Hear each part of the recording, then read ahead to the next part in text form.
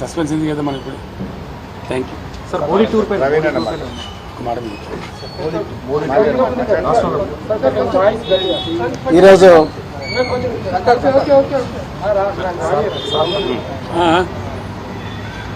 ఈరోజు తెలంగాణ మాజీ ముఖ్యమంత్రి శ్రీ పెద్దలు గౌరవనీయులు శ్రీ కేసీఆర్ గారిని కలిసినందుకు చాలా ఆనందంగా ఉంది.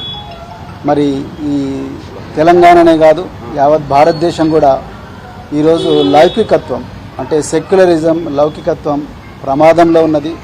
మరి భారతీయ జనతా పార్టీ చాలా పెద్ద ఎత్తున కుట్రలు చేస్తూ ఉన్నది దేశాన్ని చిన్నభిన్నం చేయడం కోసం. మరి పూర్తిగా రాజ్యాంగాన్ని రద్దు చేయాలనే కుట్ర చేస్తూ ఉన్నారు. సో ఆ పరిస్థితుల్లో మరి సెక్యులర్ పార్టీ అయినా మరి సెక్యులర్ భావాలు కలిగి సెక్యులరిజాన్ని నిరంతరం కాపాడిన మరి భారతీయ రాష్ట్ర సమితి వారు మరి నేను బైంజీ మాయావతి గారి ఆశీస్సులతోని మరి వారిని కూడా కలవడం జరిగింది.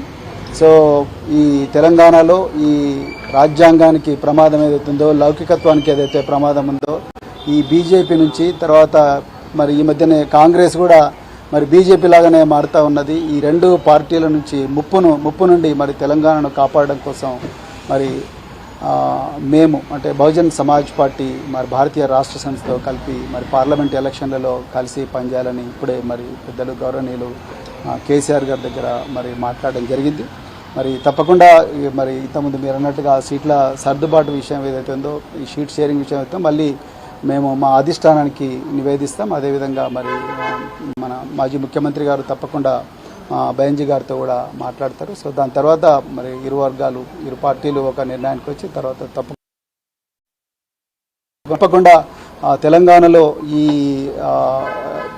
స్నేహం అనేది తప్పకుండా తెలంగాణ ప్రజల జీవితాలను మారుస్తుంది. తెలంగాణ ప్రజల విలువలను ఏదైతే గంగా జమున తహజీబ్ అని అంటున్నామో ఆ విలువలను ఆ సంస్కృతిని తప్పకుండా కాపాడుతుంది. బహుజన వర్గాలందరి జీవితాలు బాగుపడతాయి. ఇలా నిరుద్యోగులు సంతోషంగా లేరు.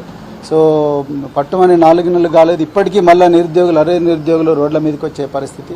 అదేవిధంగా పెద్ద ఎత్తున ఈ లౌకికత్వానికి తూట్లు పొడిచే సంస్కృతి అనేది మరి తెలంగాణలో వస్తూ ఉన్నది. అందుకొరకే ఈ స్నేహం అనేది ఈ ఐకమత్యం అనేది రాబోయే రోజుల్లో తెలంగాణ సమాజాన్ని చాలా గొప్పగా మార్చబోతున్నది. సో చాలా చాలా ఆనందంగా ఉంది అలా మరి ఈ విషయం మీతో మాట్లాడుతున్నందుకు.